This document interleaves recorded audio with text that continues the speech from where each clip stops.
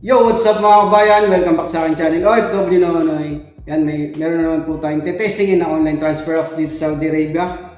Ito po yung Barek apps. Yan. Kagandahan po sa apps na to mga kabayan. Mataas ang exchange rate, mabilis ma-receive yung transfer natin, at pinaka the best yung free charge, yung international charge niya ay free po. Kaya mag-register na po kayo kabayan at mag-transfer na gamit ang Barek apps. At ang pinaka maganda rin po dito mga kabayan, madali lang po mag-register, mabilis po ma-approve yung account nyo, at basta susundan nyo lang yung instruction at procedure sa pag-register online.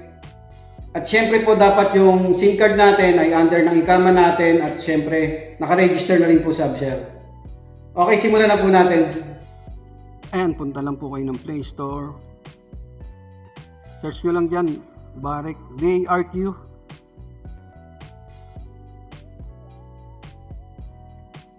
Ayan. Ayan, Barek Finance Company. Install nyo lang yan. Habang ini-install nyo yan, install nyo na rin yung Napat apps. Ayan, sa may mga Napat apps naman na, i-skip nyo itong part na to.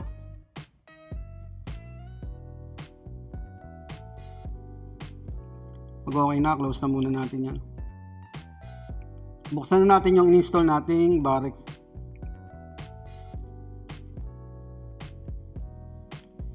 Your wallet, your way. Limit niya 100k, 1,000 real. Skip nyo lang yan. Oh, kabayo. Una muna yung mobile number natin.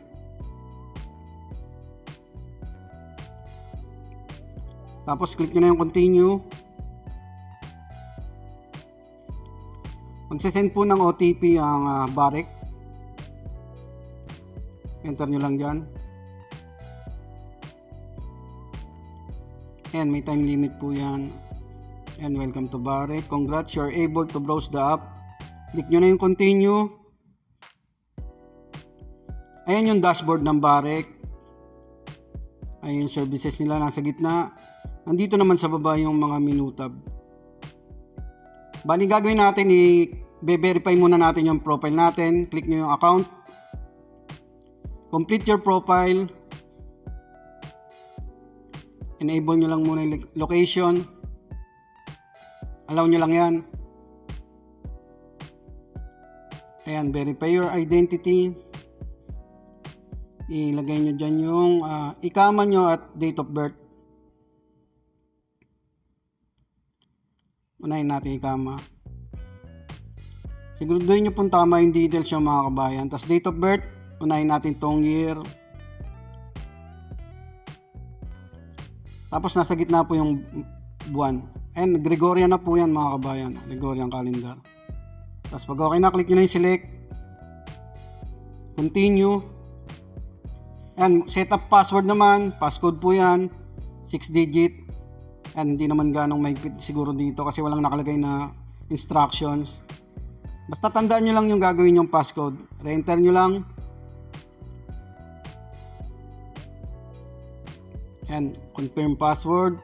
Biometrics. Skip po muna natin yan. Gawin na natin yan later. Ayan, napat verification. Click nyo lang yung continue. Tandaan nyo po yung number na yan, imamatch po sa Napat mamaya yan. Click nyo lang yung open Napat app. At ayaw. Click na. Minsan nasa notification tray po yan eh. So wala rin dito. Iba po siguro dito sa Barek. I-minimize lang po muna natin. Punta na tayo sa Napat muna. Allow nyo lang yan. Sa mga may Napat apps na, i-ano nyo na lang to, i-skip. Press lang kayo dyan. Pag naka-Arabic yan, punta po kayo dito sa settings yan. Gear. Punta kayo sa English. I-back nyo lang. Tapos login na po kayo.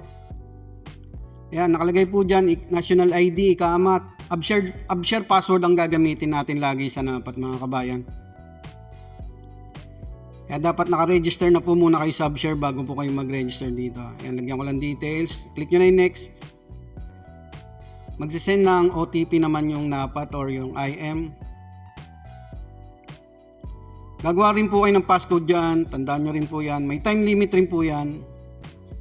Kaya pag naabutan po kayo ng time limit, ulitin nyo lang naman yan eh. Yan, i-confirm nyo lang.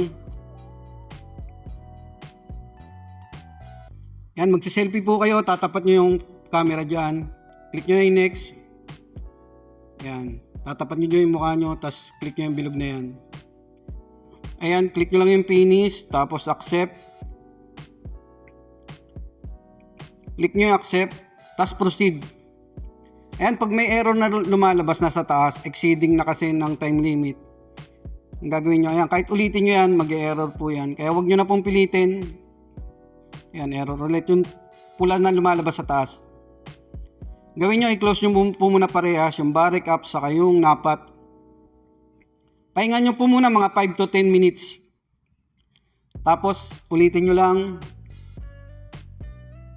Ayan, balik na tayo sa NAPAT. Balik tayo sa account profile. Ayan, complete your profile. Click nyo ulit yung account. Complete your profile ulit. Ayan, pagka nakalagay dyan, your application is pending. Ayan, balikan nyo ulit yan, mga 1 hour or mga 1 hour siguro balikan nyo. Kasi tinitingnan na yan sa system. Ayan, pagka balik ko ng mga 1 hour, kinig ko ulit. Complete your profile ulit. Ayan na, verify your identity. Ikama ulit sa birthday. Continue.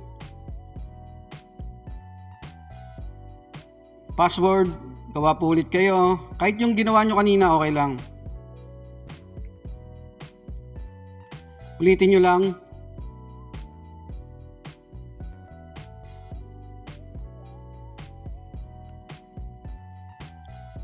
Skip nyo muna yan. Ayan, sa NAPAT po ulit, click nyo na yung continue. Yan, tandaan nyo po yung number na yan, 72. Iba-iba po yan, depende po sa lalabas sa cellphone nyo. Minimize yan, punta kayo sa NAPAT. Yan, pag nakalagin na sa NAPAT, ganito na po ang lalabas. Ayan. Ano nyo lang yung pattern nyo or yung fingerprint. Click nyo na yung accept. Ayan, nakalagay dyan, Barrick Financial. Tapos proceed. Tapos yung number kanina, ayan, 72. Tapos passcode nyo sa NAPAT. Tapos selfie ulit yan. Pagkatapos ng selfie, okay na po yan. Ayan. The application is ready to receive your request. Ayan. Accepted na po. Pag accepted na, pwede nyo nang i-close yung NAPAT. Wag lang yung Barrick. I-back nyo lang yan. Complete your profile ulit. Ayan, nasa third page na po tayo. Dito na tayo sa source of income. Siyempre salary. Monthly income. Yan, less than 3,000. Nasa inyo na po yan kung magkano sahod nyo.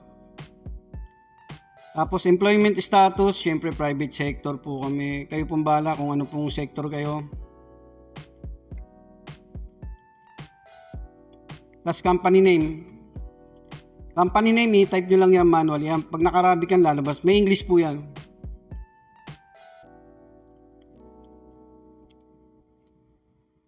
Kahit yung pangalan ng amo nyo, pwede nyo ilagay dyan. Click nyo na yung save. Tapos profession, ayan. Search lang kayo dyan. Basta kahit ano po, kung anong related sa work nyo. Kahit hindi yun mismo yung work nyo. Basta related, okay lang po yan. Importante lang wala siyang blank. Ayan, worker. Type lang po kayo ng keyword dyan. For example, cleaner kayo. I-type nyo cleaner, housemaid, or ano. Kayo na pong bahala. Ayan, application worker. Scroll nyo lang. Dapat po nakano yan. Huwag nyo nang galawin yan. Pag okay na, click nyo na yung continue. Pagkatapos yung i-check nyo rin muna bago nyo i-continue. Ito, last part na po to. Parang survey lang po yan. ano nyo lang yung pinaka less than lang lagi.